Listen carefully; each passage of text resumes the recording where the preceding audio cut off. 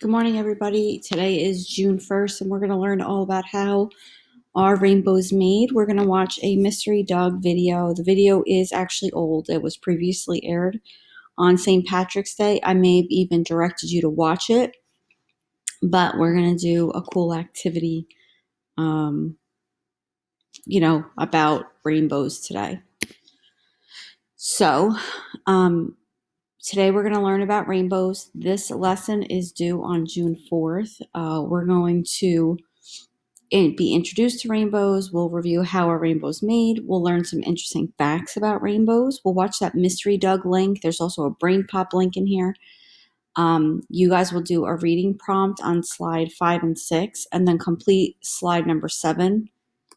A couple of short answers, real simple, and then turn this in by Thursday.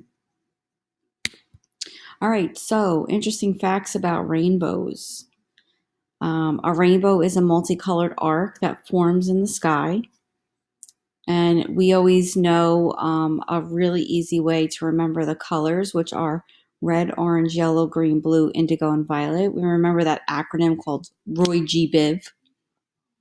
I think I taught a lot of you guys Roy G. Biv last year in 3rd grade, if you didn't know it already. A rainbow happens when it's raining in one part of the sky and then the sun is in another. So there's like a reflection that goes on and it creates that rainbow. Rainbow arcs are actually always 42 degrees.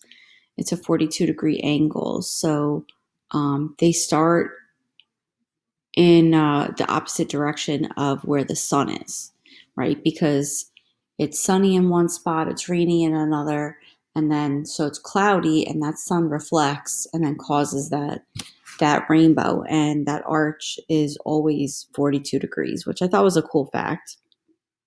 Throw a little math in there. There's actually a thing called moonbows, right? So moonbow rainbows occur when the moon's light reflects through the raindrops. And I had no idea that was a thing, which I thought was really cool.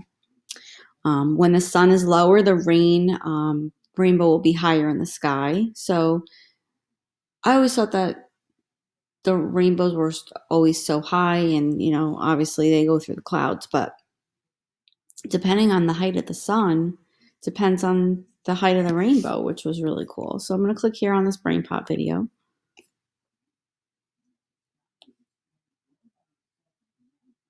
Make sure you log in, 417 BP.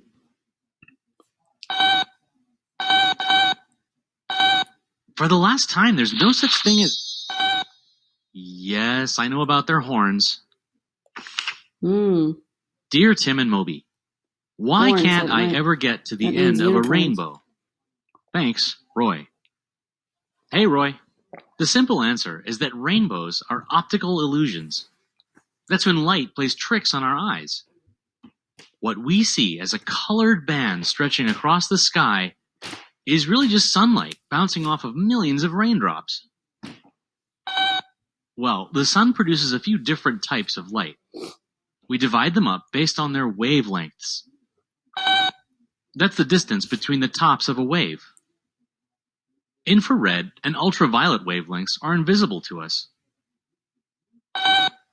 To humans, anyway. People can see the wavelengths that make up visible light. All mixed together, they appear white. But white light contains a whole range or spectrum of wavelengths. When they're split apart, our eyes register them as different colors. Well, every type of animal perceives their own unique spectrum. Some creatures can even see ultraviolet and infrared light. Others can pick up finer shades of the same colors we see. Our friend Sadie barely recognizes more than 2 hues, and human vision breaks visible light into 7 major colors. Look familiar? Yep, they're the same colors we see in a rainbow. I'd explain why, but I need some raindrop. That'll work. As light from the sun hits a raindrop, it slows down. The change in speed shifts its direction a tiny bit. The light is being refracted, bending, as it travels from one material to another. Remember, white light contains a number of wavelengths.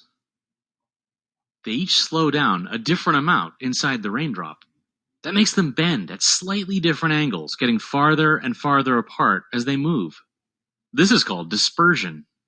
The beams of light reflect off the other side of the water droplet. Think of the drops like tiny curved windows. Some light passes through, but some gets reflected back. Are you done? Can we move on? That Moby, he's so silly. As the dispersed sunlight leaves the drop, it refracts again, further separating the colors. Imagine millions of raindrops doing this at the same time. Yep, full rainbows only appear under special conditions. Like when the sun peeks out while it's raining. You have to be between the sun and the rain, with your back to the sun. From there, it's all about the angles. The sun needs to be pretty low compared to where you're standing. If it climbs above a certain height, the rainbow disappears.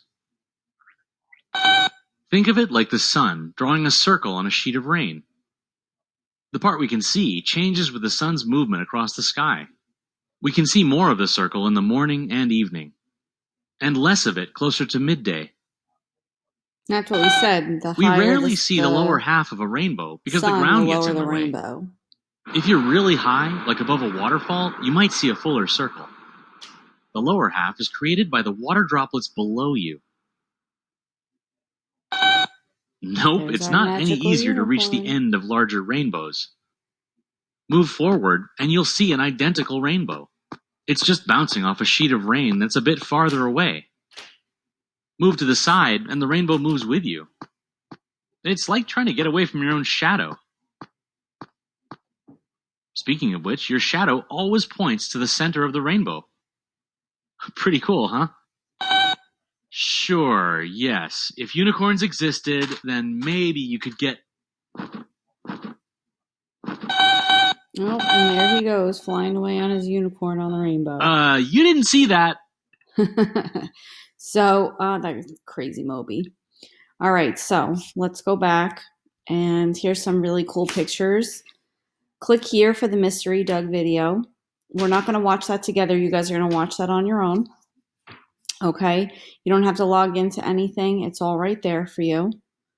When you're done with the Mystery Doug video, you are going to read The Magic of Rainbows. It's on 2 slides. So it's on slide 5 and 6. As soon as you're done doing that, you're going to complete slide number 7.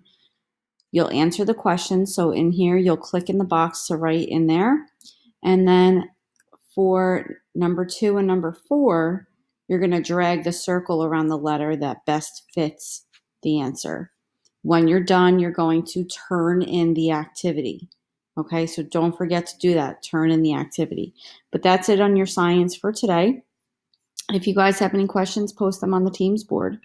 And I hope that you guys have a marvelous Monday.